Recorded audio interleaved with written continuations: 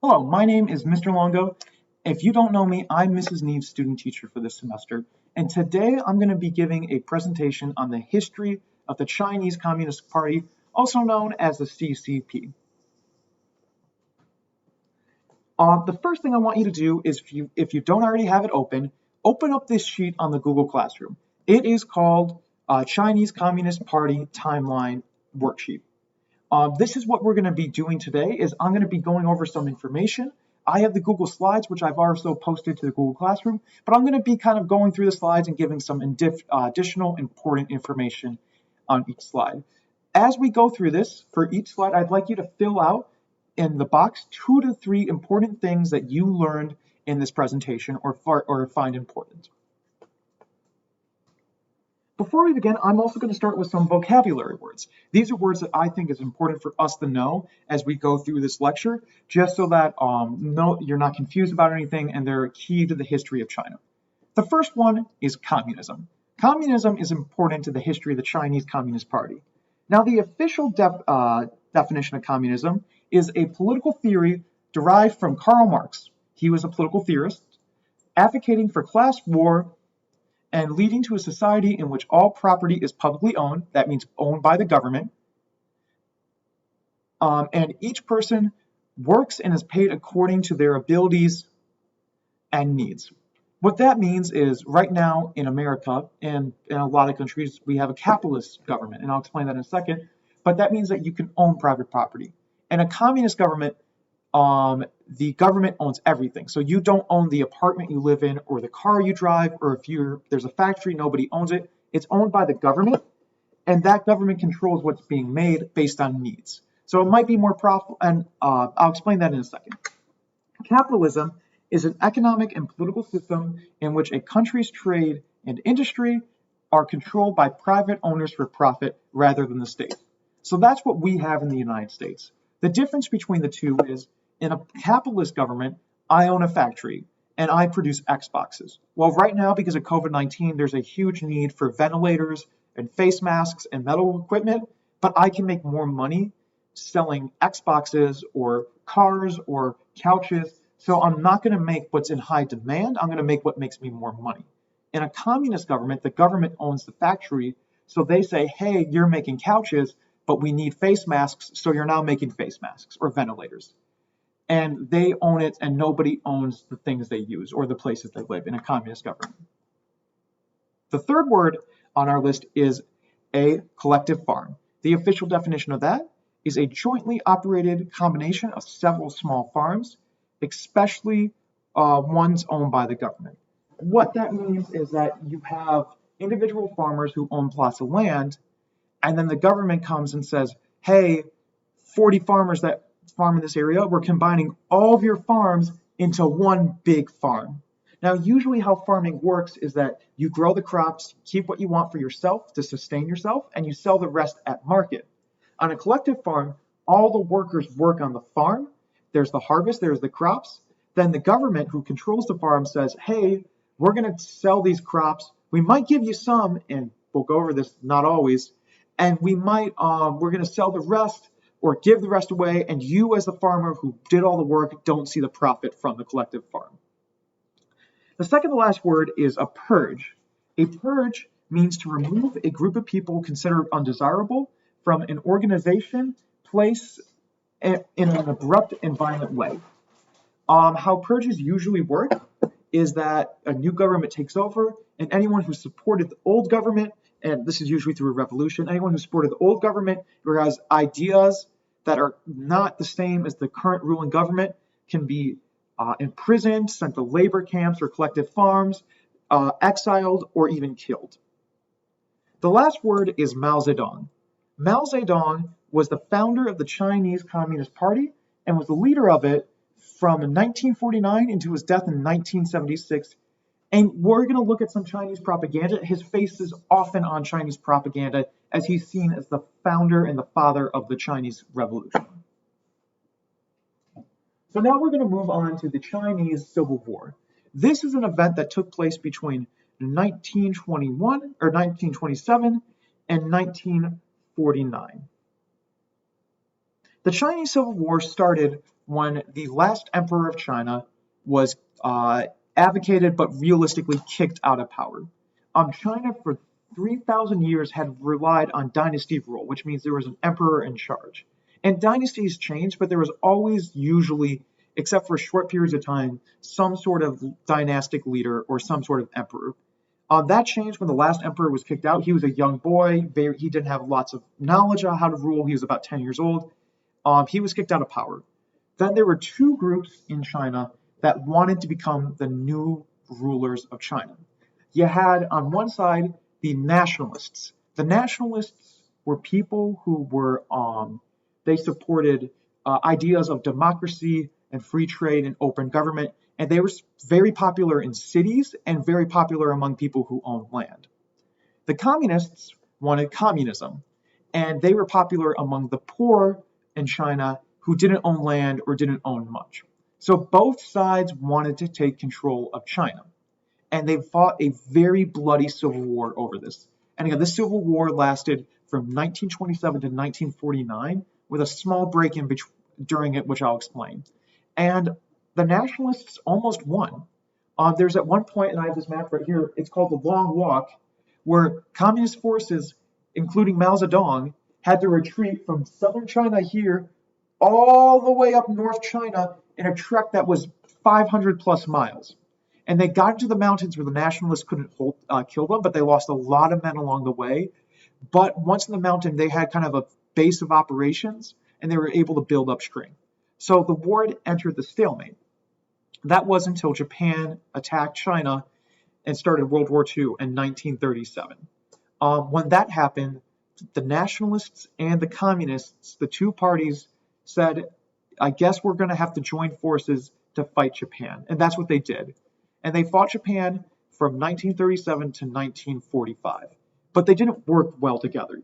They fought on the same side, but it was a very uneasy alliance, and it was very well known that as soon as Japan was defeated, that they were going to go back to war. And that's exactly what they did in 1945. But this time, the communists were more popular.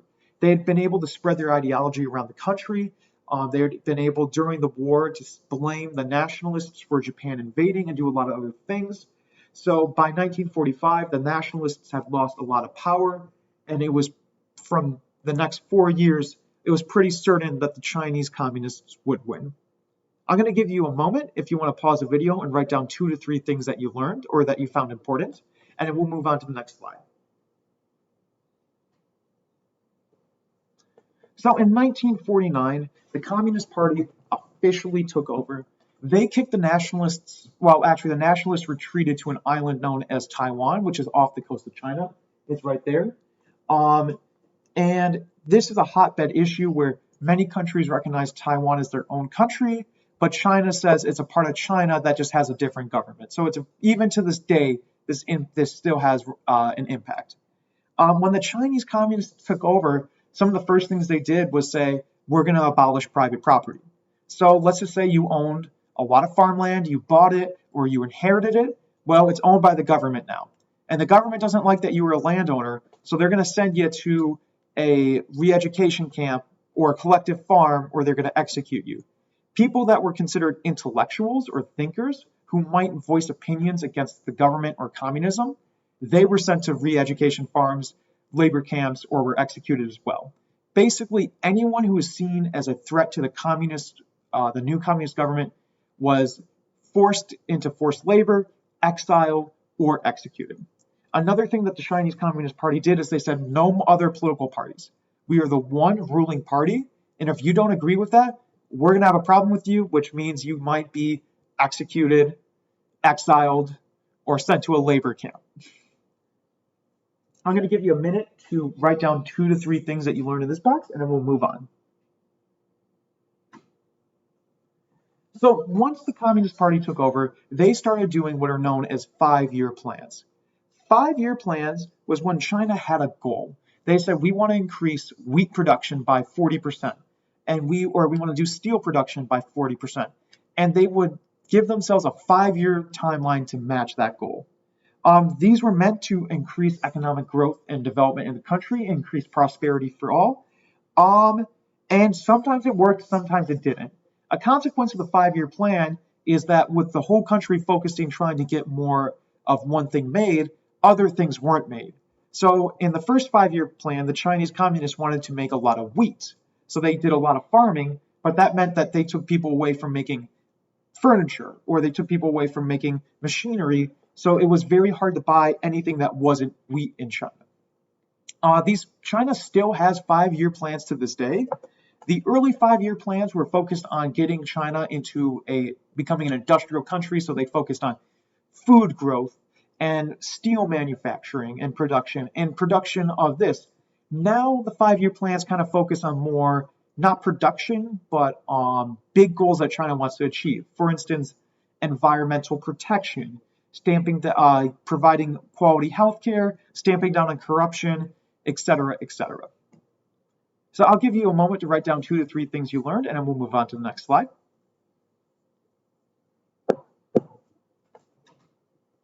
Now, the Great Leap Forward is probably the most well-known Chinese 5-year plan. It was the second one they did, and it was a disaster. Mao Zedong and his Chinese government wanted to increase wheat production, and they wanted to increase steel production. Those were the 2 big goals. So with wheat production, they made a bunch of collective farms. Again, remember, when you take a bunch of small individual farms and you combine them and everyone farms the same land. The problem is that they didn't run the farms well. The people that were put in charge were politically connected and didn't know a lot about farming. So they didn't grow a lot of crops, not enough that they needed to feed everyone. And to make sure that quotas were met, people that ran collective farms would often take all the food that was farmed and send it and say, hey, we grew this many tons of food, and leave none for the people that actually worked on the farm. So starvation was common on the collective farms. In this time period, it's believed that 18 to 30 million people died of starvation in 5 years. So it was really bad for the country. Also, China wanted to start increasing steel production. So instead of building new factories that could do this, because those were expensive and hard to build, and a lot of the engineers and the people that were educated had been imprisoned, exiled, or executed, they had people build furnaces in their backyard to make steel. Now, let me ask you a question. Do you know anything about making steel? Probably not. I know nothing about making steel. The people working in these backyard forges did not know how to make steel, so they met the quota. They increased steel production by 35% in 5 years, but most of the steel was unusable garbage. So the 5-year plans definitely had serious flaws. And because of that, in the next few 5-year plans were not as successful as well, and people in China started to get unhappy. This led to the Cultural Revolution. Mao Zedong wanted to reinstate his power over the country. He wanted to make sure there was nobody who was doubting him or who could take power away from him. He also realized that people were starving and unhappy, unemployment was high, economic growth was low, and he said, what's the one thing we can do? We'll blame this on the capitalists. So anyone who had any opposition or who was even a threat to Mao Zedong was considered labeled a capitalist, and they were exiled, imprisoned, or executed. But this wasn't only in the highest level of government as well. This spread to young people. Mao Zedong wanted to reinvigorate that communist spirit. So he said, you as a young person that can't find a job, this is not because of what we did. It was capitalists who have sabotaged our country. Go out and find them and take care of them. And that's what young people did. They blamed the capitalists for not having enough to eat or finding work or their poor living conditions. So young individuals went around the country. This was very common all over China. And they attacked intellectuals, they attacked people who had skills, and they attacked people who owned shops or who worked at shops, calling them capitalists and blaming them for the failure of the 5-year plans. What happened is that a lot of these people were sent to re-education camps or collective farms or were executed, and it's estimated between 1 and 20 million people died during this 10-year period in the Cultural Revolution. And this takes us to after the death of Mao Zedong. And the new Communist Party said, we need to restructure this because it's not working as well as we thought. So they went from a Communist Party economically, which means the state owns everything, to a Communist Party that, in theory, where they say they're communist, but they have a lot of capital tendencies. What that means is that in China previous to this, nobody owned anything. If there was a factory, it was owned by the state. After 1987, when they instituted the open door policy, companies in the United States and in Europe could send their factories over there and they would own the factory in China, the company, not the Chinese Communist Party, and they would produce goods for American and European markets. American and European companies did that because it was very cheap to produce in China. That is why, even till this day, there's a huge amount of manufacturing happening in China. A lot of it is due to slave labor conditions where people aren't paid a livable wage, don't have safe working conditions, and are taken advantage of because the government's willing to look the other way to make money. But what happens is that a lot of factories started moving in, and China started seeing huge economic growth because people wanted to work there, or because people wanted to manufacture there, and people could get jobs. They're people. They also got rid of the collective farms. They finally said this isn't working, and they returned farmland to ownership of individuals, and said, hey, you farm what you need, take what you want, you can sell the rest at market. Now we control what the price is at market, but at least there wasn't a situation where people were robbed of everything, or that didn't happen as often. So they backed away from collective farms and let Western capitalism come in and set up factories there and start manufacturing there to sell back to US markets. Now, a lot of people in the Communist Party were worried that this was bringing in Western ideas and that people would start to kind of say, why are we living under a government that has restrictions on freedom of speech and thought, and that there's only one political party? And that's exactly what happened. In 1989, a protest in the capital of Beijing, known as the Tiananmen Square protest, began. These were students, young individuals, who said, hey, we want to have freedom of speech and press and assembly and democracy, because they got in a taste a little bit of that capitalism, and they said, why are we still living under this old communist way? So up to at its peak, the protests had 1 million people who met up in Tiananmen Square to protest the government, saying we want to open up. And this was broadcast all around the world for the first time ever. Live broadcast came out of China. Well, not the first time, but this is the first major broadcast that came out of China live. And the government said, we don't like this. And they sent in the police and they sent in the armed forces, so the army, to shut it down. And the police and armed forces used very violent tactics to shut these down. It's estimated that well over 1,000 people were killed in these protests at the time, and an untold amount of people were arrested, never to be seen again. So either killed in captivity or sent to a work camp or re-education camp away from the public eye. Another thing that happened is that after this happened, because these were broadcast live, this massacre, all these people dying, the Chinese government, the Communist Party, said, we're going to restrict access that Western journalists have in our country so that they can never broadcast something and damage our reputation like this. There's one extremely important photograph. It's actually a video, but this is the famous photograph to talk about. On the left side it's known as Tank Man. These were Chinese army tanks that were rolling into Tiananmen Square to quell the massacre. And this individual stood in front of the tanks and did not let them go. And the tanks decided, because they were on camera, or they were told because it was being broadcast live, not to run him over. Now, the man was arrested and nobody knows what happened to him after that, but this is what Tank Man is known. The photo right here is an aftermath of the Tiananmen Square protests. All those people on the ground, those are dead bodies. And then China still opened up to the West economically, but politically they stayed very much the same. They actually started restricting controls, and that brings us to the election of Xi Jinping in 2013. He is the current leader of China right now, and Xi Jinping has policies that restrict personal freedom and increase power of the Communist Party in China. Some of the things he's done is, like I said, taken away personal freedoms and blocked sources of outside information. So right now, if you go to China, you can't access YouTube, you can't access Google, and they have what is known as the Great Firewall, where if you type in Tiananmen Square massacre in a Chinese search engine, nothing comes up because the government's blocked all that information out.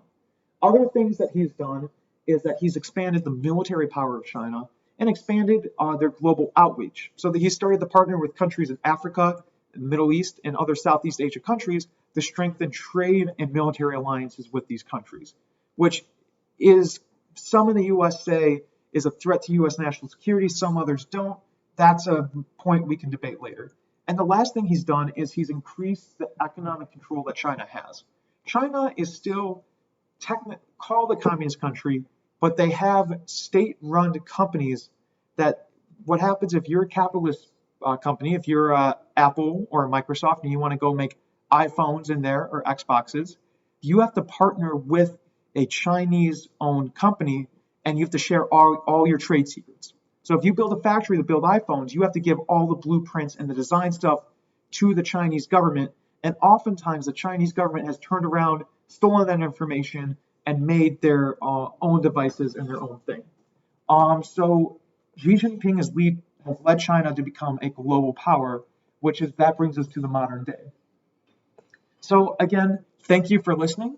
Make sure in each one of the boxes you put down 2 to 3 things that you learned in this per slide. And if you have any questions, feel free to reach out to Miss Neves or myself. We can provide any additional information. This was a very, very short history of China and the Communist Party. There's a lot of detail. If you need anything else, feel free to reach out to either of us. Thank you very much for watching and have a good day.